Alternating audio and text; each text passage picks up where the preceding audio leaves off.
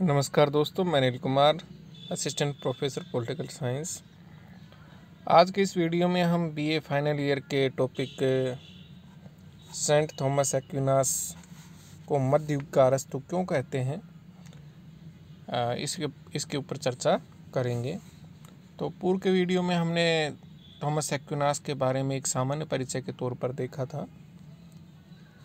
दोस्तों, एक्विनास थे वो 1225 ईस्वी में जन्मे थे और नेपल्स में इनका जन्म हुआ था, इटली के एक्विनो नगर में।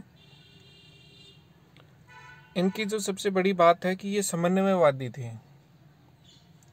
समन्वयवादी कैसे कि उस समय जो विचार थे वो अलग अलग व्यक्ति के अलग अलग विद्वान के अलग अलग हुआ करते थे, लेकिन इन्होंने उन विचारों में समन्वय स्थापित किया।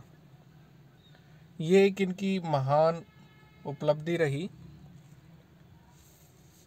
और आज के इस वीडियो में हम देख रहे हैं कि मध्ययुग का अरस्तु एक्विनास को क्यों कहा जाता है। इससे पूर्व हमें एक्विनास का थोड़ा सा मोटा अध्ययन फिर से करना होगा कि ये सब मध्ययुग के सबसे महान चिंतक कैसे बने, क्यों बने।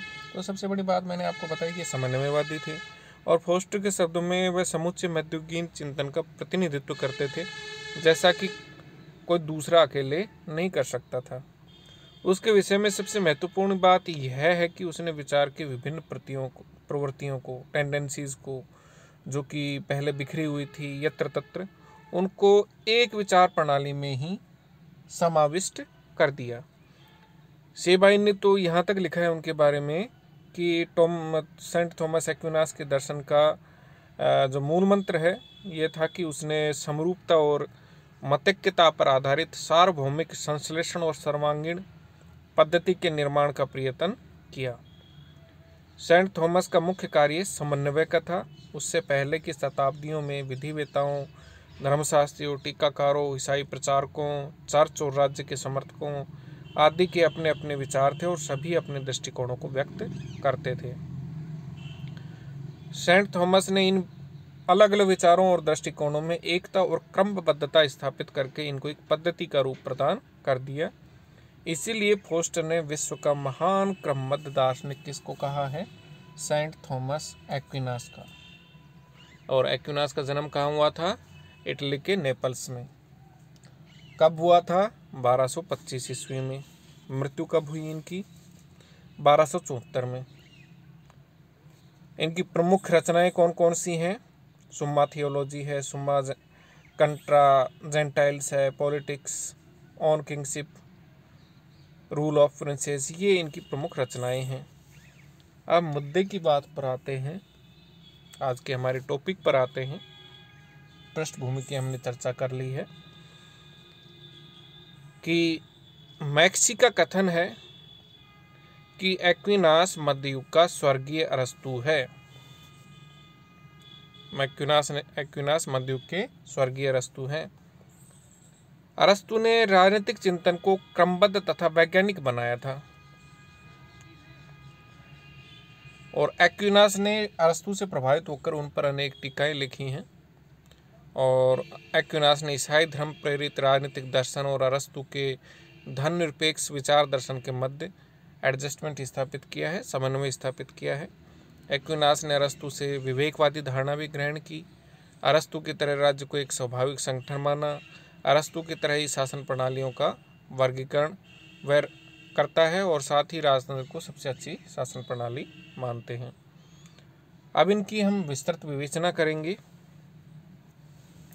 अपने विचारों के पोषण हेतु एक्विनास ने जितना अधिक अरस्तु के चिंतन को आधार बनाया उतना शायद अन्य किसी विचारक ने नहीं बनाया है।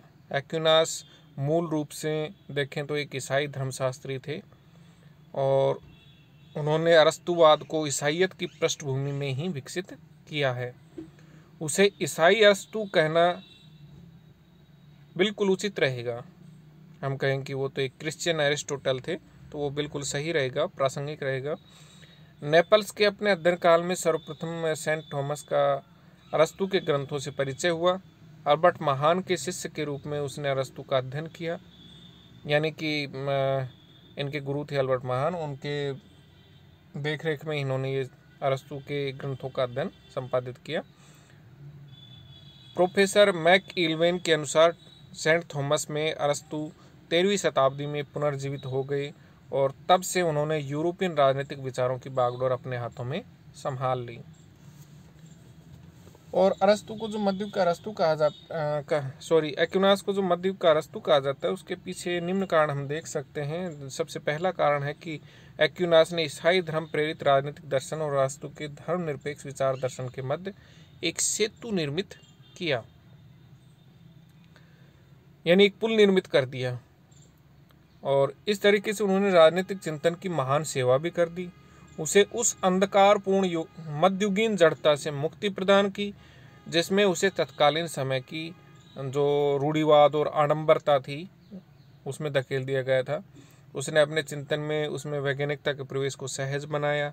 अतः उसका चिंतन मध्ययुगीन जड़ राजनीतिक चिंतन में वैज्ञानिकता के प्रवेश द्वार के समान है। इस ओर संकेत करते हुए डनिंग ने लिखा है कि उसके प्रयासों से अराजनीतिक चिंतन पुनः विज्ञानों के दायरे में प्रवेश करता है और उसी स्थिति को प्राप्त कर लेता है जो कि अरस्तु ने उसे प्रदान की थी। अगला बिंदु आता है दोस्तों कि एक्विनास ने अरस्तु से दूसरी बात जो ग्रहण की वह उसकी विवेकवादी धारणा है। इस आधार पर उसने ये प्रतिपादित किया कि मानव विवेक के आधार पर प्रकट ज्ञान जो कि अरस्तु आदि प्राचीन दार्शनिकों ने प्रदान किया है ईसाई धर्मशास्त्रों के विपरीत नहीं है, चाहे ऊपरी तौर पर उनमें कितना ही विरोधाभास क्यों न हो। तीसरी बात है, ईसाई धर्म के विरुद्ध अरस्तु की तरह ही उसकी मान्यता थी कि राज्य एक स्वाभाविक संगठन है। अरस्तु मानते थे कि राज्य एक स्वाभाविक संगठन है और अरस्तु का ये भी मानना था कि परिवार, गांव, नगर इत्यादि से मिलकर राज्य का निर्माण होता है और ये स्वाभाविक तौर पर होता है। और अरस्तु ये भी मानते थे कि श्रेष्ठ जीवन के लक्ष्य की प्राप्ति के लिए राज्य आवश्यक है। राज्य के संबंध में वह अरस्तु के इस मत से सहमत था कि राज्य व्यक्ति की पूर्ण प्राकृतिक आत्म अभिव्यक्ति की प्राप्ति का साधन है। अतः उसके द्वारा निर्मित कानूनों का पालन करना व्यक्ति का नैतिक दायित्व है या कर्तव्य है, उसकी ड्यूटी है, क्योंकि इस कर्तव्य का निर्वाह करके ही वह आध्यात्मिक उन्नति के जो लक्ष्य हैं उनको वो प्राप्त कर सकता है। अगला बिंदु है दोस्तों कि जैसे अरस्तु मानते थे कि राज्यों का वर्गीकरण किया था उन्होंने, राजतंत्र, कुलीन तंत्र और लोकतंत्र, फिर इनके जो विकृत रूप बता दिए थे उन्होंने। मैंने इनको याद करने का एक शॉर्ट फॉर्मूला बताया था दोस्तों, आपके याद हो तो, कि राजतंत्र को हम मोनार्की के रूप में देख सकते हैं, एम ले लो इससे, कुलीन तंत्र को ऑटोक्रेसी यानी ए ले लो इससे, और लोकतंत्र को डेमोक्रेसी यानी डी ले लो। तो ऐसे इनके पहले पहले अक्षर लेकर के आप मैप और टोड, मैप यानी इनका उचित रूप और टोड यानी इनका विकृत रूप हो जाएगा। तो हम बात कर रहे थे कि मैप और टोड की जो यानी राज्य के संबंध में जो वर्गीकरण किया है अरस्तु ने, उसी वर्गीकरण को सेंट थॉमस एक्विनास ने भी अपनाया है और उन्हीं के समान ही राजतंत्र को सबसे अच्छी शासन व्यवस्था भी माना है। यह सही है कि एक्विनास अरस्तु की विचारधारा से प्रभावित है, लेकिन इसके साथ ही वह इसे पूर्ण सत्य नहीं मानता और उसका उद्देश्य ईसाई धर्म द्वारा प्रतिपादित सत्य के प्रकाश में उसे पूर्णता प्रदान करना है। फोस्टर के शब्दों में एक्विनास ने अपने दर्शन में प्रारंभ से अंत तक सिद्धांत अंगीकार किया है कि अरस्तुवाद सत्य है परंतु पूर्ण सत्य नहीं है। यह सत्य है जहाँ तक कि उसे विश्वास की सहायता के बिना मानव विवेक से खोजा जाए, परंतु विश्वास ने जो कुछ विवेक ने खोज लिया था केवल उसे पूर्ण किया था। इस प्रकार वह दर्शन के प्रत्येक विभाग में यूनानी आधार पर एक ईसाई भवन खड़ा करता है। सेंट थॉमस एक्विनास को मध्ययुग का अरस्तु कहे जाने में कितना औचित्य है, कितना इसमें सही है, ये प्रासंगिक है, कितना व्यवहारिक है। तो इसके अंतर्गत हम देखें तो दोस्तों सबसे पहला बिंदु निकल के आता है कि अरस्तु बुद्धिवादी है। वह बुद्धि को ज्ञान का साधन मानता है, लेकिन सेंट थॉमस इस तथ्य को स्वीकार करते हुए भी कहता है कि कुछ ऐसे सत्य भी हैं जो बुद्धि से परे हैं, जिनका ज्ञान केवल श्रद्धा एवं ईश्वर कृपा से ही प्राप्त हो सकता है। आध्यात्मिक की तरफ सेंट थॉमस एक्विनास का झुकाव ज़्यादा था, इसलिए वो बुद्धि को संपूर्ण ज्ञान की प्राप्ति का साधन नहीं मानता था, अपितु वो कहता था कि ईश्वर और सदा के माध्यम से ही आप पूर्ण ज्ञान की प्राप्ति कर सकते हैं। एक्विनास अरस्तु के मानव समाज संबंधी विचारों को स्वीकार करते हैं।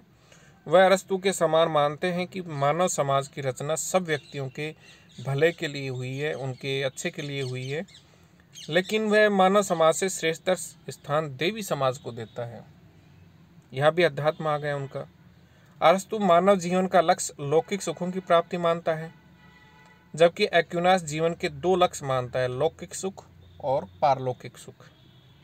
दो प्रकार के सुखों में वो बांट देता है। अरस्तु सिर्फ और सिर्फ लौकिक सुखों की बात करते हैं, जबकि एक्विनास लौकिक के साथ साथ अलौकिक या पारलौकिक सुखों की बात भी करते हैं। अगला बिंदु है दोस्तों कि एक्विनास अरस्तु के इस मत से सहमत हैं कि कानून विवेक का परिणाम है, विवेक की वजह से कानून बनते हैं, पर वह कानून में ईश्वर द्वारा दिए जाने वाले शाश्वत और देवी कानून को भी शामिल कर देता है। इसमें भी अध्यात्म और धर्म आ गया एक्विनास महोदय का, कि वो शाश्वत और देवी कानूनों को भी कानूनों के अंतर्गत शामिल करते हैं, जबकि अरस्तु विवेक का परिणाम मानते हैं कानून को। अगला बिंदु है, अरस्तु के अनुसार प्रकृति की प्रत्येक वस्तु आंतरिक प्रेरणा के कारण पूर्णता प्राप्त करने का प्रयत्न करती है। प्रकृति का अंग होने के कारण मनुष्य अपनी बुद्धि की सहायता से पूर्णता प्राप्त करने की चेष्टा करता है। सेंट थॉमस का कहना है कि मनुष्य का सर्वोच्च भाग आत्मा है, न कि बुद्धि। सेंट थॉमस एक्विनास अरस्तु के दर्शन के इस आधारभूत विचार से सहमत हैं कि राज्य की उत्पत्ति स्वाभाविक रूप से हुई है। वे अरस्तु के इस विचार से भी सहमत हैं कि राज्य का उद्देश्य नागरिकों को शुभ जीवन की प्राप्ति में सहायता देना है, लेकिन शुभ जीवन इस प्रकार का होना चाहिए जिससे मोक्ष की प्राप्ति हो सके। इसके लिए सेंट थॉमस ने चर्च को जरूरी बताया है। अब हम संक्षेप में देखें या निष्कर्ष के तौर पर देखें तो पाएंगे कि अरस्तु के जो सिद्धांत हैं उनको सेंट थॉमस ने साधन के रूप में ग्रहण किया है, साध्य के रूप में नहीं। उसका सदैव यह दृष्टिकोण रहा कि दार्शनिक अरस्तु के दर्शन के सत्य को स्वीकार करते हुए उससे भी आगे बढ़कर यह बताया जाए कि इस दर्शन से भी अधिक पूर्ण एवं संपूर्ण सत्य का उद्घोषक दर्शन दूसरा है। यह संपूर्ण सत्य मानव के विश्वास पर आधारित सत्य है, जबकि अरस्तु का सत्य केवल मात्र मानव विवेक पर आश्रित है या अवलंबित है। एक्विनास का महत्व इसलिए है कि उसने अरस्तु के वैज्ञानिक राजनीतिक चिंतन और आस्थावादी ईसाई राजनीतिक चिंतन में समन्वय किया, समायोजन स्थापित किया, जिससे कि दोनों अपना परस्पर विरोधी रूप खोकर एक दूसरे के पूरक बन जाएं। इस तरह उसके संपूर्ण चिंतन पर हमें अरस्तु के चिंतन की छाप जो है वो स्पष्ट रूप से दृष्टिगोचर होती है, दिखाई देती है। अब हम संक्षिप्त रूप से सेंट थॉमस एक्विनास के विचारों का मूल्यांकन भी करेंगे। संपूर्ण मध्य युग में सेंट थॉमस सबसे बड़े विचारक और दार्शनिक हुए हैं। उसकी दार्शनिक विचारधारा की 3 प्रमुख विशेषताएं हैं। पहली विशेषता है कि राजनीति के क्षेत्र में उसने अरस्तु की कृतियों और विचारों का एक तरह से पुनर्जीवन प्रदान किया है उनको। दूसरी बात है कि उसने अरस्तु और सेंट ऑगस्टाइन के सिद्धांतों में ऐसा समन्वय स्थापित किया जैसा इतिहास में बहुत कम देखने को मिलता है। तीसरी बात है कि उसने यूनानी, रोमन और मध्यकालीन जो धर्म के आचार्य थे और उनके जो विचार थे उनमें भी अद्भुत और अनोखा समन्वय स्थापित किया, और वह मध्ययुगीन की समन्वयवादी विचारधारा का सर्वोत्तम व्याख्याकार है। उससे पहले भौतिक क्षेत्र में यूनानी, रोमन और ईसाई सभ्यताओं का मिश्रण हो चुका था। उसने बौद्धिक क्षेत्र में यूनानी, बुद्धिवादी और ईसाई श्रद्धा का समन्वय किया। उसके समन्वयवादी प्रयास से राजनीति शास्त्र का नए रूप में जन्म हुआ। उसने अरस्तु की राजनीति को सिसरो, ऑगस्टाइन और बाइबल के विचारों से मिलाकर उसका कायाकल्प कर दिया। सेंट थॉमस को मध्ययुगीन विश्वविद्यालयवाद का सर्वश्रेष्ठ प्रतिनिधि माना गया। कानून संबंधी उसके विचारों का महत्व बिल्कुल ही असंदिग्ध है, उनके ऊपर कोई शंका हम प्रकट नहीं कर सकते। राजनीति के क्षेत्र में उनकी सबसे बड़ी देन अरस्तु की कृतियों और विचारों का पुनर्जीवन है। शताब्दियों से विस्मृत यूनानी दार्शनिक का परिचय मध्ययुगीन यूरोप को उस युग के अरस्तु कहलाने वाले एक्विनास के माध्यम से हुआ। एक्विनास से इन सिद्धांतों को हुकर ने, फिर हुकर से लोक ने और लोक के बाद बार्क ने ग्रहण किया, अपनाया। इनसे वैधानिक शासन के आधुनिक विचारों का विकास हुआ। राज्य के लोक हितकारी कार्यों का उल्लेख तथा जनहित को शासक का कर्तव्य बताकर उसने मध्य युग के संदर्भ में महत्वपूर्ण राजनीतिक विचार प्रस्तुत किए।